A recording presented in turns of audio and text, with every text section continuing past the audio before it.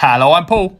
I'm Adam. And welcome to Filmbusters. A very wonky tripod episode. We have our own invisible man. Can you hear him throughout the podcast? Oh, I love it. Filmbusters. Right, hello guys. We are talking about the Invisible Man today. And as you can tell, we are missing one man, an invisible man named Ben. Benny Wax. Yes. Ben will be joining us at some point in the podcast. He just hasn't watched the film. So me and Paul are going to go ahead and talk about it. And then Ben is going to join us at the end. And he's going to come in for the quiz because we know that's your favourite part. So we are doing the quiz, so don't worry. It is here. I guess we just go straight into it, don't we? So we have nothing else to talk about apart from the actual film. Have you noticed there's no waffling now that Ben's not here? There's no childish around. It's just straight in there. Efficient. It's him. He's the cause of it, isn't he? He's the oldest man here, and yet he's the youngest behaved. They're waffling about their war stories. In my day, we didn't have cinemas. In my day, it was none of these blockbusters. Oh, it was just silence on the It was screen. real cinema. Silence and opera. Should we get into the film then? Yes, let's roll that theme tune. The main event. Here is our featured topic, plus Adam might do a rubbish plot summary. Are you fucking serious? This is a spoiler episode, so if you've not seen the film, we will be spoiling it. So go away, watch it, come back, and we'll give you a lovely summary of it. But first, Adam needs to do something wonderful and explain the plot. Oh, yes. So I'm still here for this part because that's the part you're all here for and the part you're waiting for. This film is about a lady who is played by Elizabeth Moss who runs away from her husband one night, and she hasn't had a good relationship. Who hates him. She just wants to get away from him. He's a bit controlling. But then, however, her husband, she's worried. She thinks he's there in the background. She thinks he's watching him. And then she gets the news that he killed himself and he's dead. And so she thinks she's at peace. All of her friends now think she's at peace. But however, she thinks that there's something watching her. And he's still alive and he's come back to haunt her. Ooh. Yeah. Do you know what, Adam? That was your best ever plot summary. You say this quite a lot. Like, there's a but lot I feel of best like, ever. you know, I feel fresh, you know, Ben's not here. I feel like he's putting you under pressure to do a good plot summary. I feel like you actually did one this time. The tone of this film would be sunshine right now.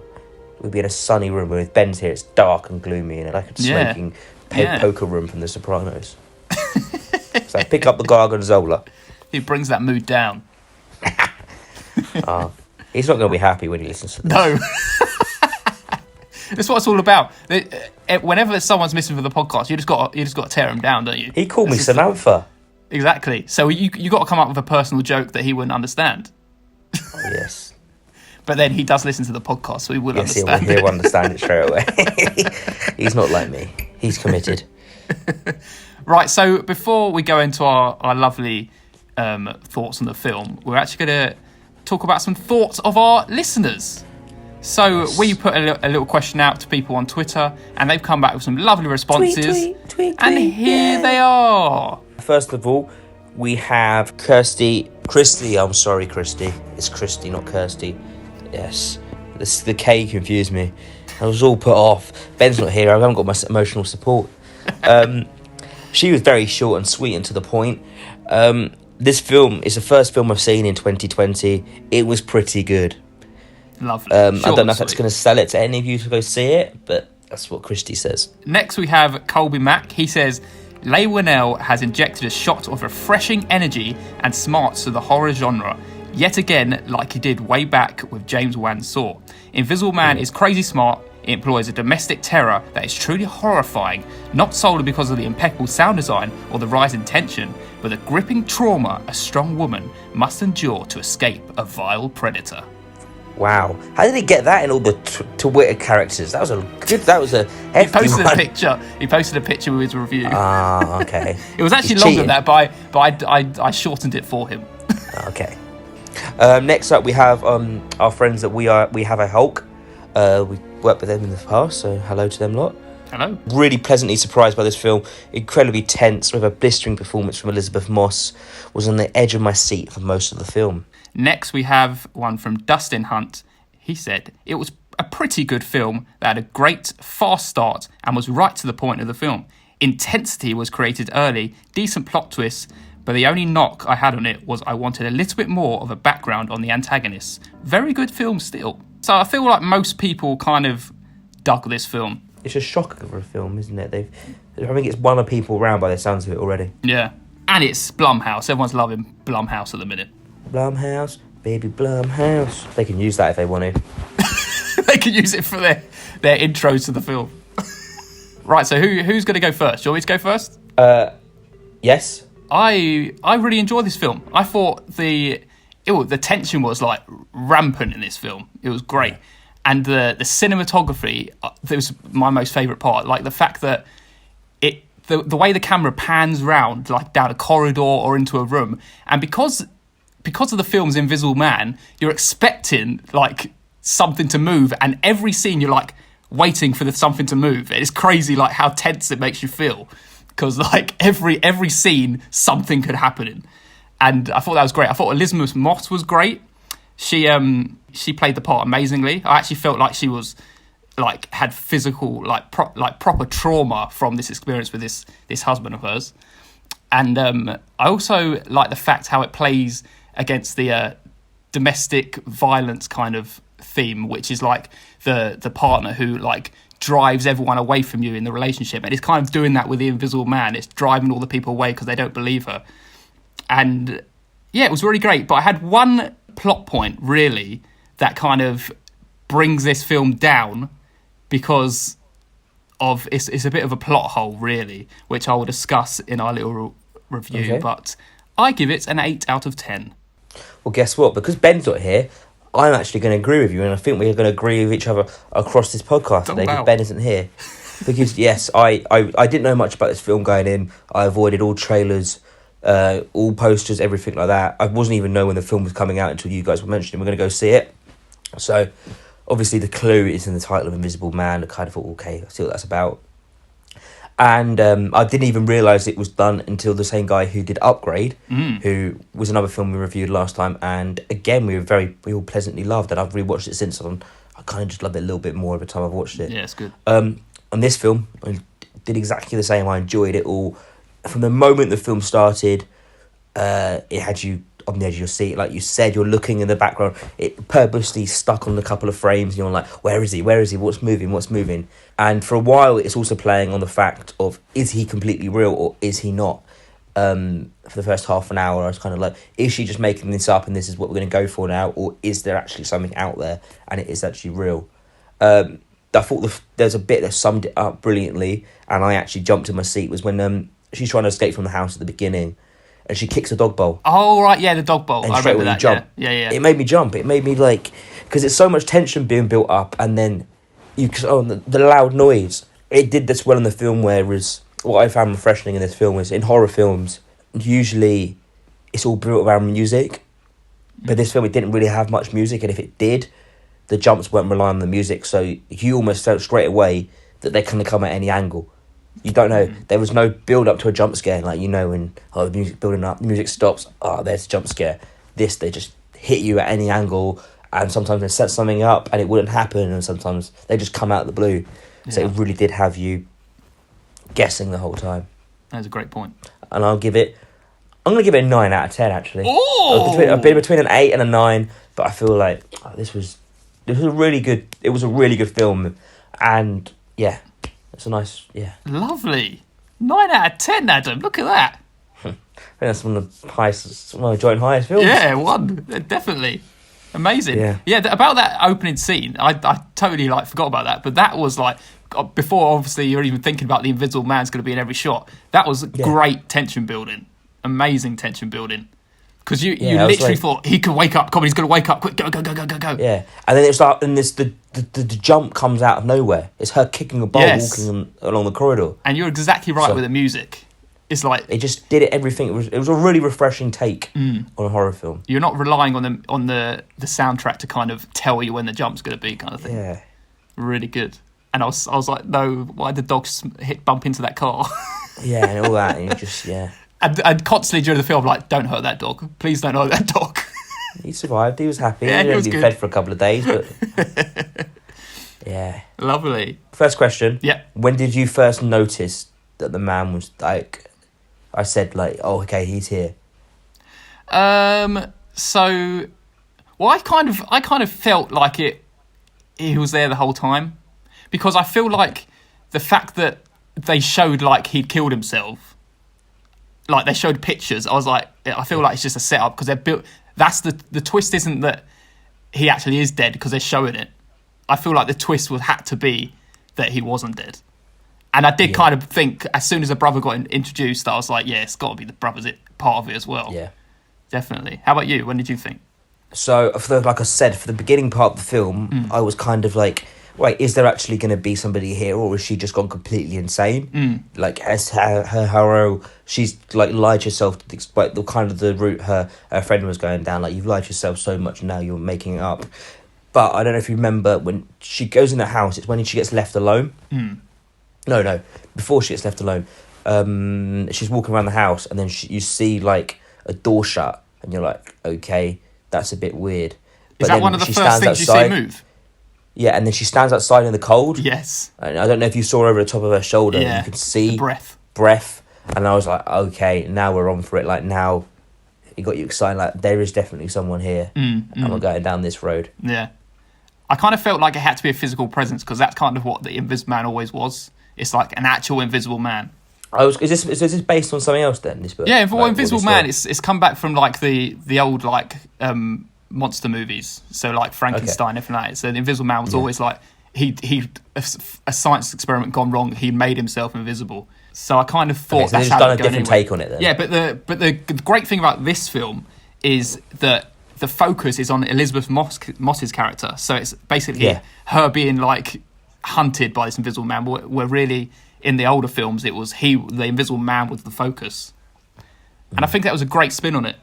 Yeah, she almost felt as well like this the whole old horror actors, the whole horror directors in the old day and day, when they used to basically torture their leading stars to the fact, like Kubrick obviously in The Shining, torturing her to the fact where she wouldn't sleep and he'd keep waking her up and distress her. And you can see that through her like physical, the way she looks by the end of the film. And it almost felt like that had happened again in this film because she did look genuinely run down and she was so believable as a person that had been through so much trauma the whole time. Yeah, she really did a great job.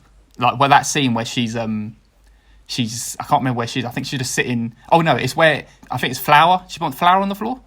Yeah, she puts flour on the floor and she's just sitting there in the corner of the room and she's just crying her eyes out, just like why? Coffee why beans, me? wasn't it? That's the one. Coffee beans, yeah. She was like, why? Why me? Why did you choose me? Kind of thing. And I was like, that's powerful. That scene. She done so well in that.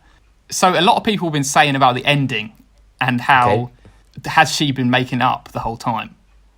Have you heard this? Like, was it actually him? No. And did she like just want it to be him, kind of thing? But it actually wasn't. It was actually just the brother. You're saying whether it was actually him or whether it's his brother the whole time?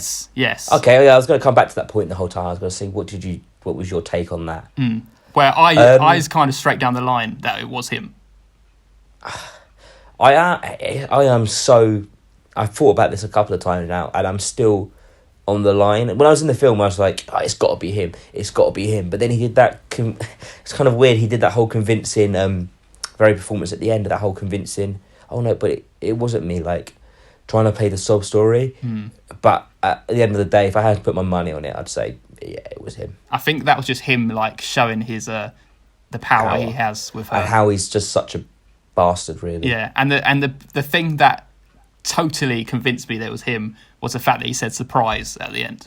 Yeah, it was like and he said it in exactly the same way. Yeah, it was like that's like the catchphrase for the whole film. Like surprise, he gets in the text message. He says surprise when he's in the prison, and I feel like that was the key point. Like, yes, it was you, and it's because he was looking at her like so deeply. It was like surprise, like yeah, it was me, but you can't do anything about it. Yeah. There were some great effects in this film. Yeah, I know, and I really like the whole way it kind of almost didn't go around to a horror film. It kind of ended in a sci-fi film. Yeah, it was kind of like a sci-fi thriller rather than your straight up horror film. Yeah, which was quite pleasant as well. Like that whole thing of I don't know is he a director of horror? Is he a director of sci-fi? Because Upgrade. Lee Winnell is the writer of Saw, he wrote it with James Wan. Oh, did he? Yeah, and obviously he done Upgrade as well, so he's got the sci-fi background. But as well. Upgrade's a completely different Yeah. kettle of fish almost. It's still kind of like, it kind of is a sci-fi film that almost turns into a gruesome horror, whereas this was a horror film that kind of turns into a sci-fi film in some ways. Definitely. Yeah, I just enjoyed that take on it because it made it it felt so real, this film. And horror films, they don't always feel real, do they? They're kind of like all a bit slashery or a bit zombies or just so out of the box that it's just like, this could never actually happen to you. Yeah. Whereas it kind of falls into a category of, well, to be honest, somebody could effectively make a stupid suit and haunt you. Yeah, it's not that far removed from reality. They kind of put you on edge, like, oh, and you leave the cinema like, oh, what's happening here? We're looking over there, kind of thing. But yeah, it was so well paced. Like Zoe was petrified in the cinema. She was like, I watched it by eyes. myself. I kind of went in like, it's just another horror film, kind of. I don't really get, like, they don't really faze me too much. But after that dog scene, I was on the edge the whole time. Yeah, it was great. And it also, the weird thing about this film is was it 2 hours 10 minutes or something, wasn't it? Like, and you're thinking, right, that's a long running time for a film with this plot line. Like, you expect like an hour and a half quick, but it felt right almost. Like, if anything, that would have been my biggest kind of put off going into the film, but by the end of it, you're like, is that really a problem? Yeah, I don't think there was anything that could have been chopped out or like taken away or it needed anything extra. It was like perfect. Yeah. Like, going back to the effects, like when she was getting pulled around the kitchen and stuff, it was so well done. Like when she I was kind of like in those heads, like, how do they do this? Does somebody just wear her up a captain suit and they edit them out, or she getting dragged around the room? Like, she got like a green rope wrapped around her leg or something? Like, what's going on? And you could actually, and the fact that she's actually looks like she's hitting something with all the items in the room, and that scene when she's in the restaurant.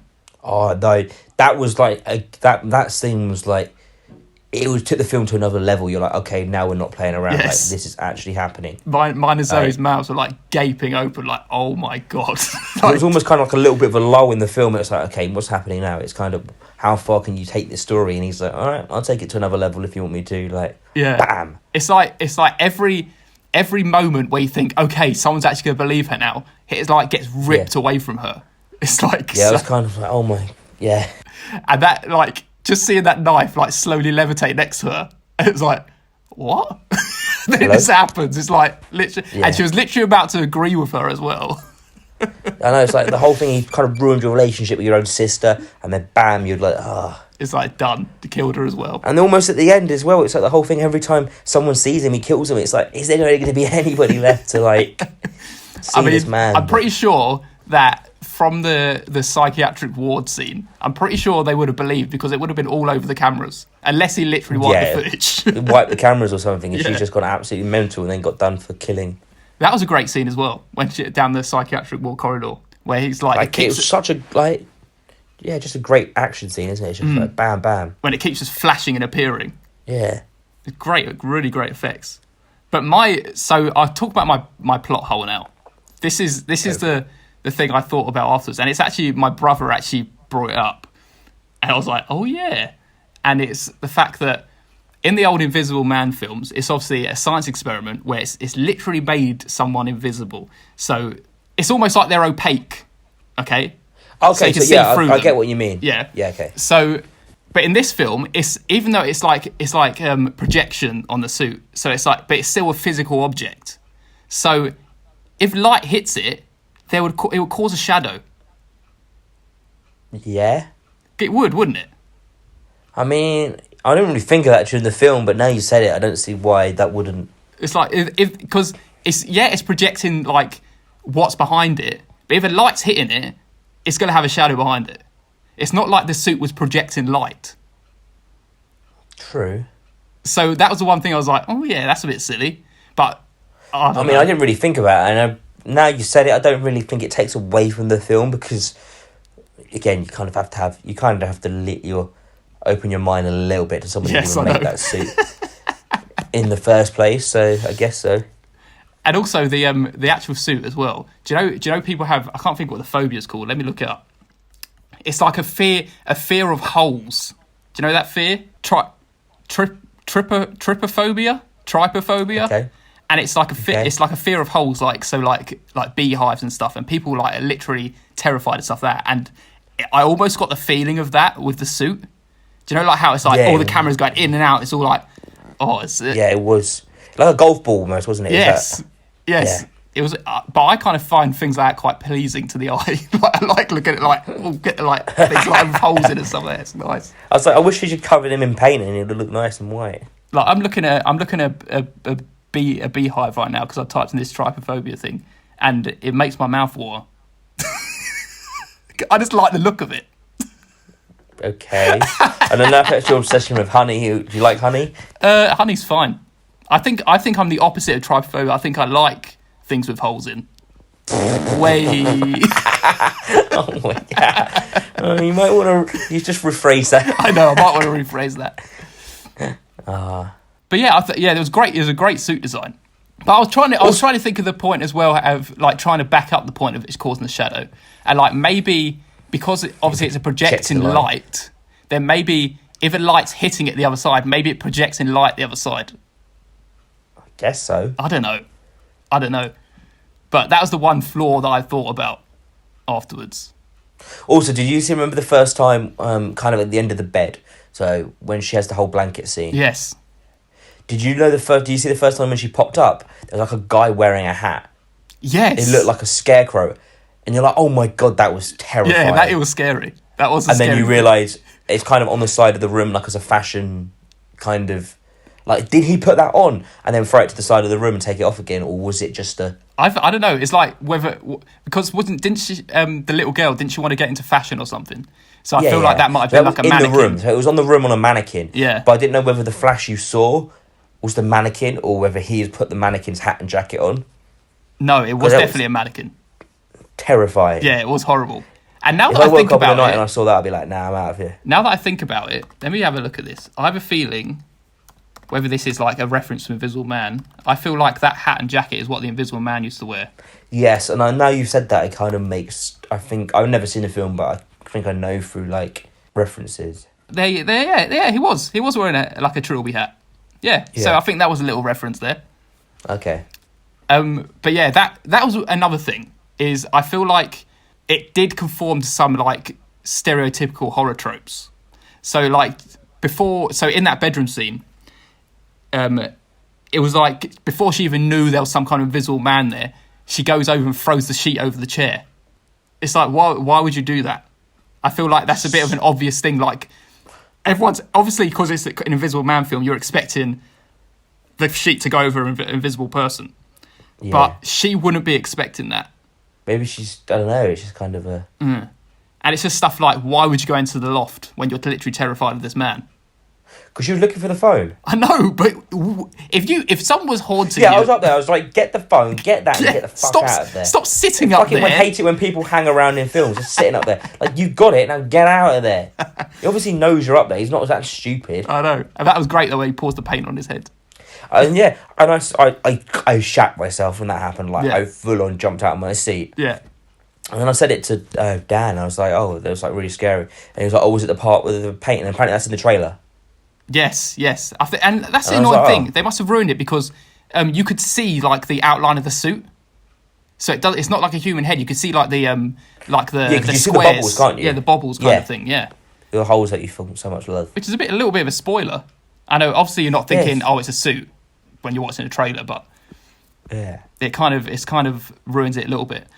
But also, so I didn't know any of that was coming, which I felt was quite nice. Yes, I mean I didn't watch any trailers either, but also they must have put a lie in the trailer because do you know the shower scene where you're expecting someone to touch the glass? Yeah. Oh, it's all misted up. In the trailer, it's a human hand gets planted on the screen, but he's wearing a suit, so it didn't happen. Okay. So it's almost like it's on the poster as well, isn't it? Yeah, so they wanted to add another kind of special effect just to add intrigue in that scene because I was expecting it to happen as well. Do you know something that's really cool? So, you know the Twitter handle for Invisible Man is #Invisible Man. It's got the handprint at the end of it. Oh, yeah, I've heard about this. Yeah, when you where turn it night doesn't mode pop on. up. If you have your phone on your Twitter on like the white mode, where it's the daytime mode, it doesn't pop up. But if you have it on night mode or dark mode, then it pops up. Yeah, that's pretty clever. I thought that's quite cool because it's like invisible and Yeah, that's pretty cool. Her relationship with the friend she moved in with, Yeah. I thought it was her sister's husband at first. Yeah, so did I. And then for a reason, I was like, am I married to her? Like, why does she keep leaving the house? Why is she just chilling in this house and this girl keeps leaving? And then it's always her friend. I was like, oh, I thought they were married. I swear at the beginning of the film they first said she was married. Well, she could have been married, but that's when I realised it's like, because obviously the husband's going to know where the sister lives, so it's like a separate entity away from her, so he wouldn't be able to find her as easily. Yeah, but I still it was kind found of a bit like, oh. He did actually Okay. he did actually follow her car, obviously, and get into the house, just like she said at the beginning.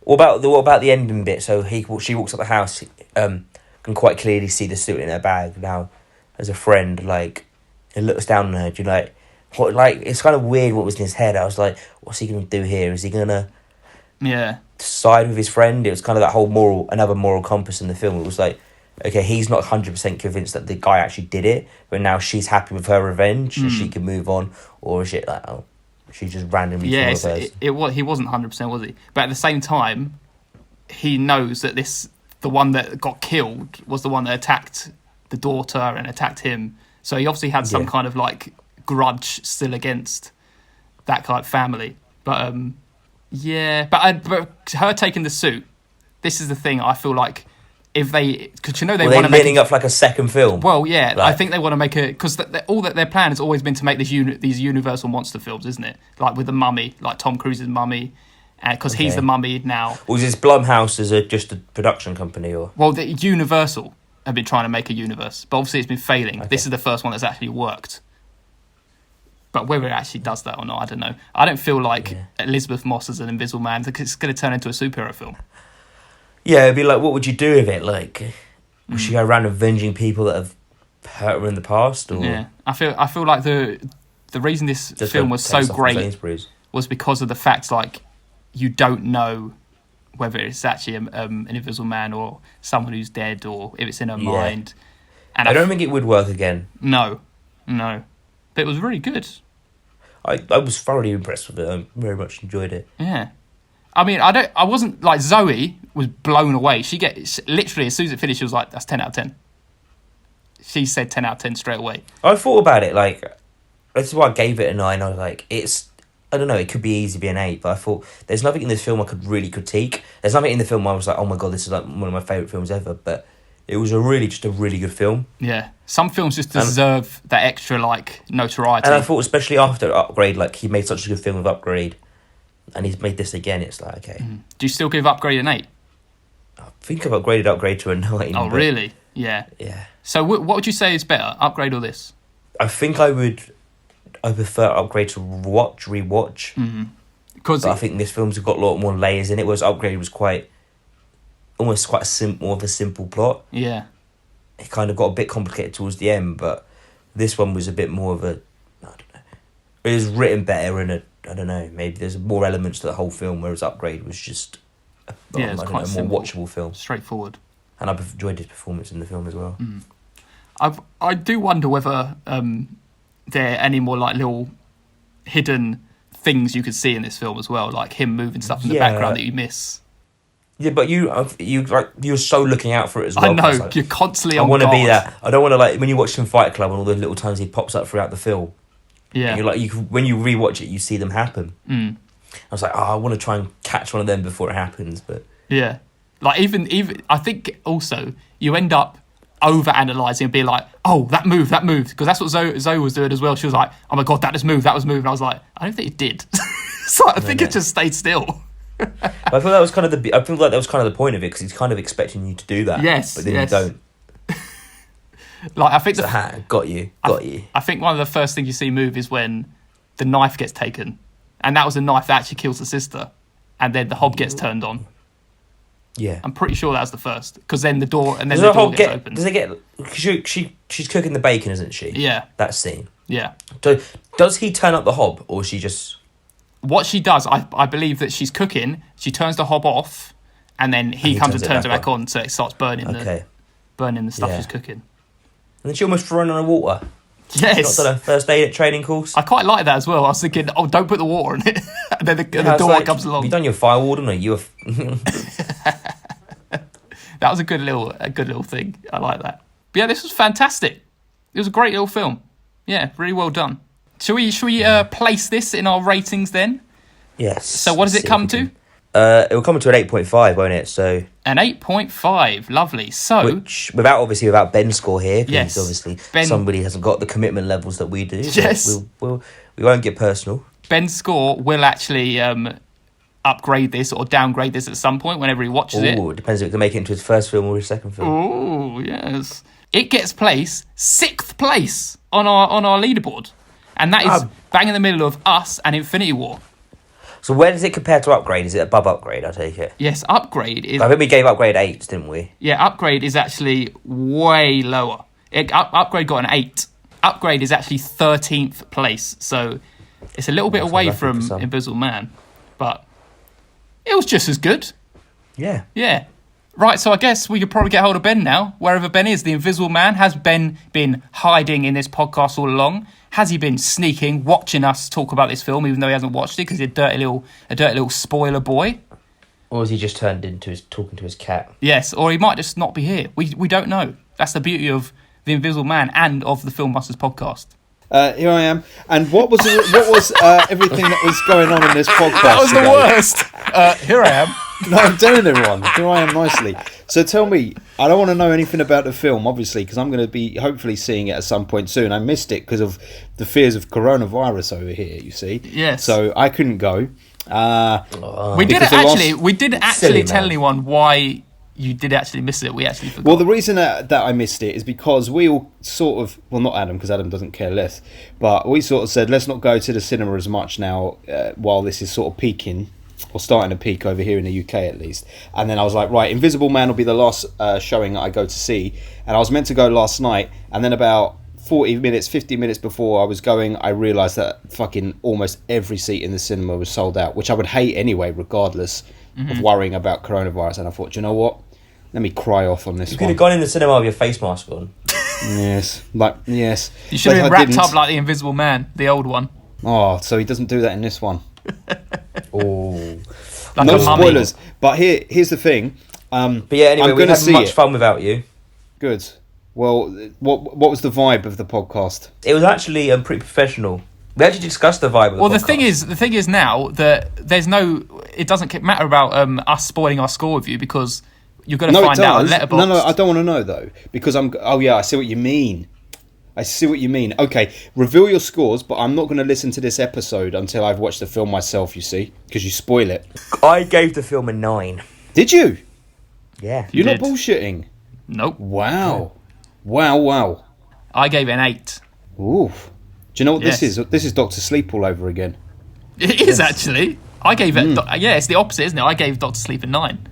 Yeah. And Adam gave... What did Adam... Did you give it an 8? I feel like he gave it an 8. I feel like he gave it an 8, yeah. Yeah. Wow. That's high praise. Yeah, so this actually rests right now at 6th place. And that is bang in the middle of Us and Infinity War. Wow. So, like, if I gave it maximum marks, 10, where would that place it? What's the best that it could possibly get now, based on my rank? 27. 27, yeah. 27, so it'd be 9. Okay, it'd be 3rd place.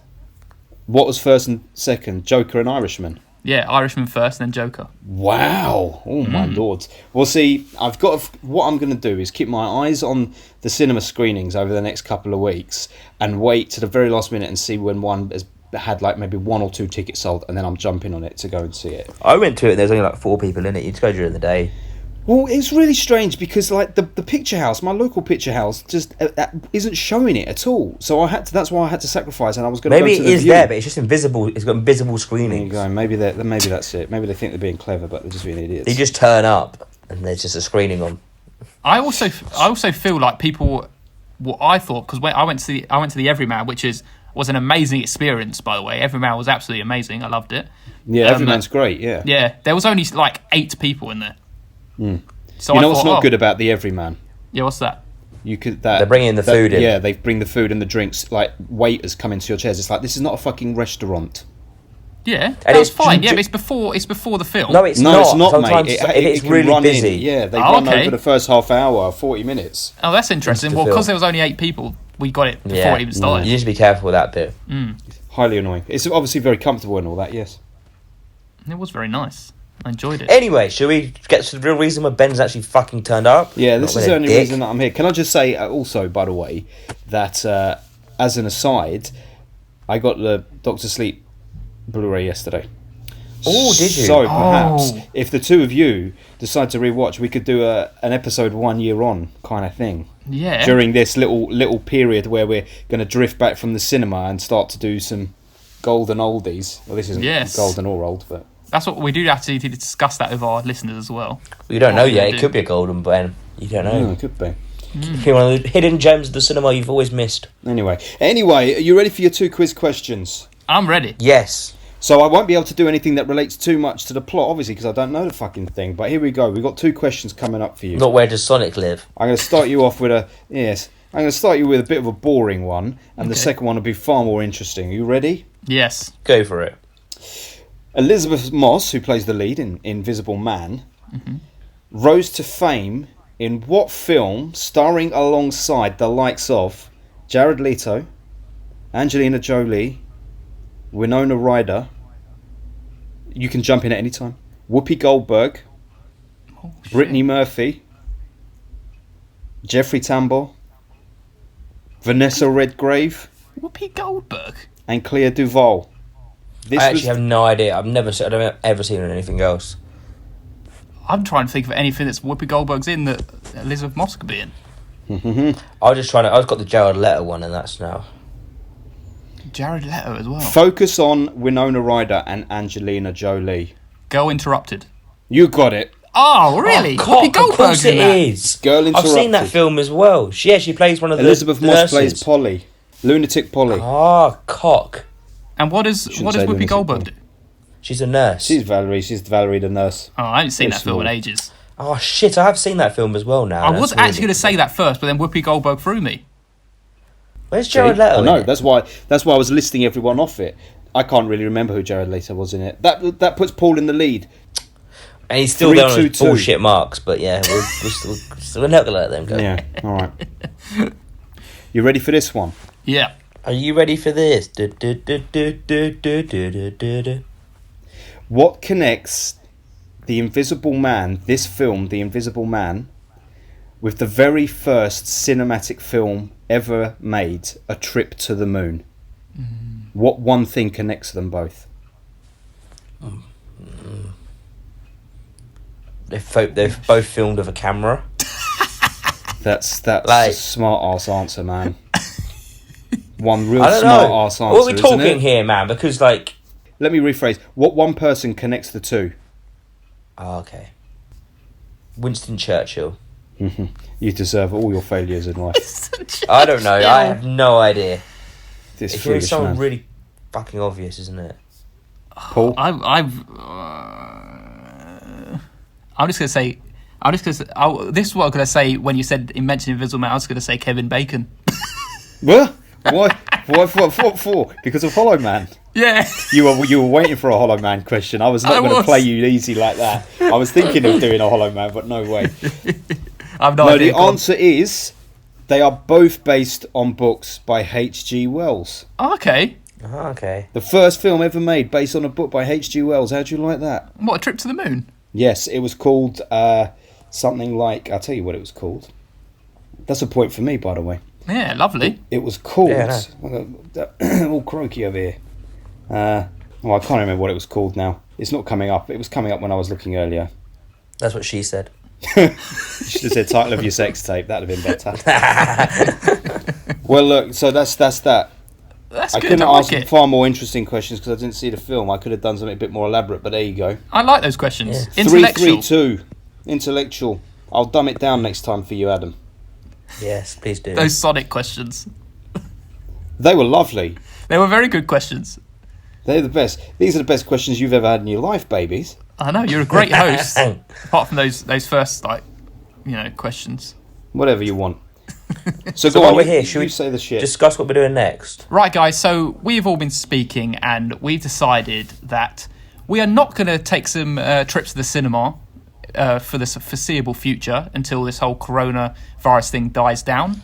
Because Paulie's got a baby and he wants to protect little. Yes, we all have. Well, it's not even that I have a baby. It's that we have elderly family members. We have family members with medical conditions. We want to look out for those people. So why should we be selfish and go to the cinema when we could just review all the lovely landscape of films that are already out already? I knew you were going to say lovely.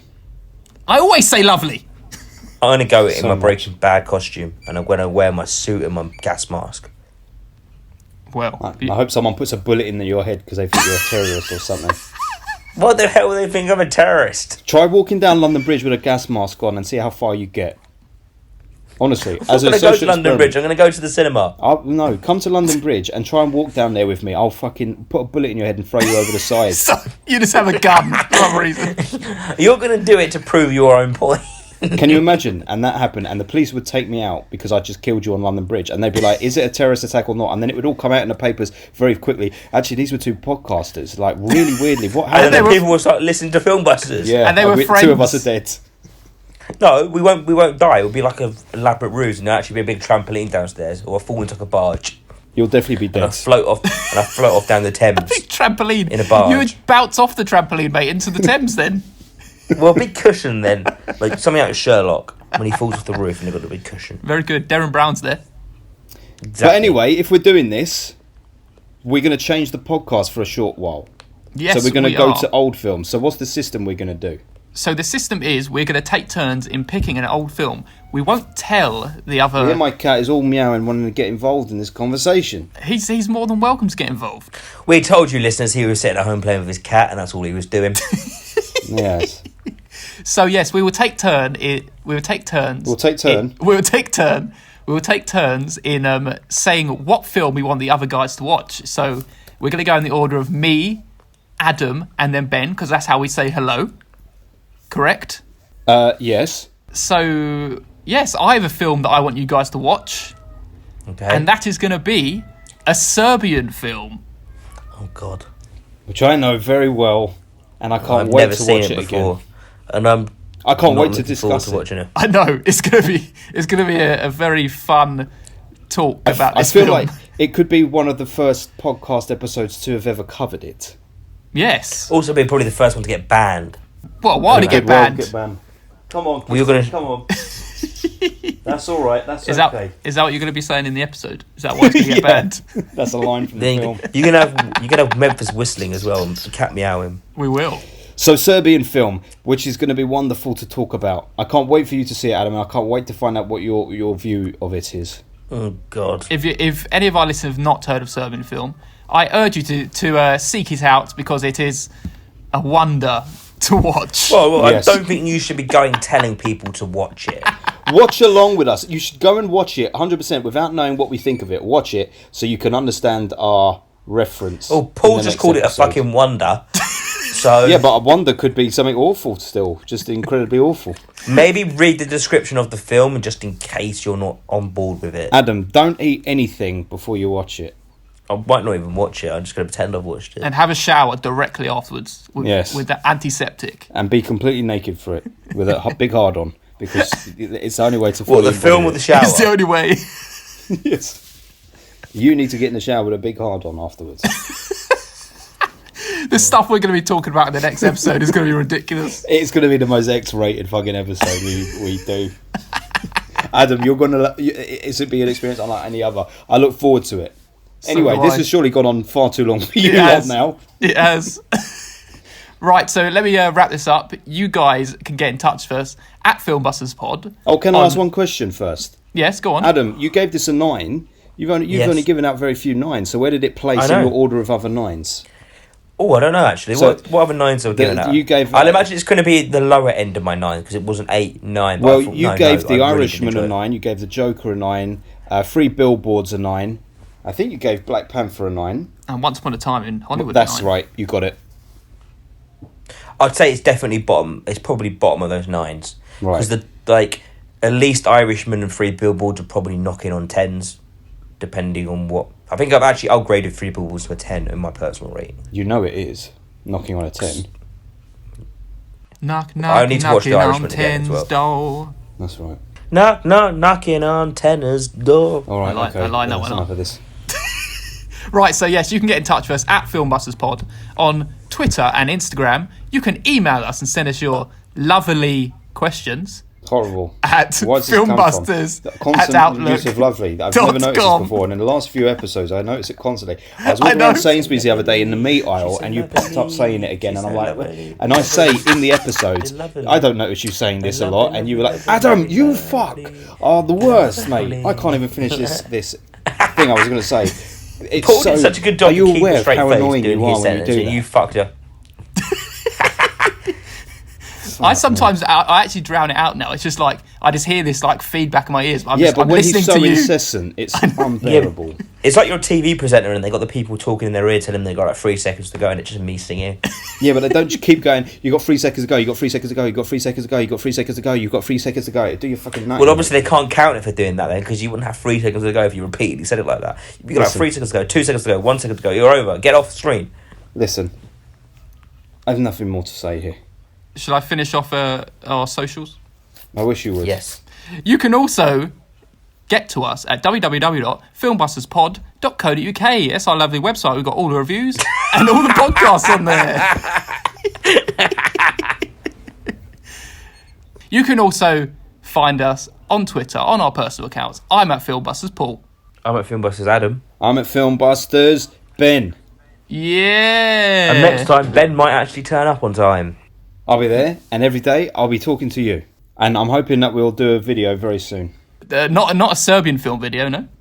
Well, I asked Adam for the hard-on in the shower, and if he could kindly film that afterwards, we could totally change the tone of the Filmbusters podcast, and I'm talking about the tone.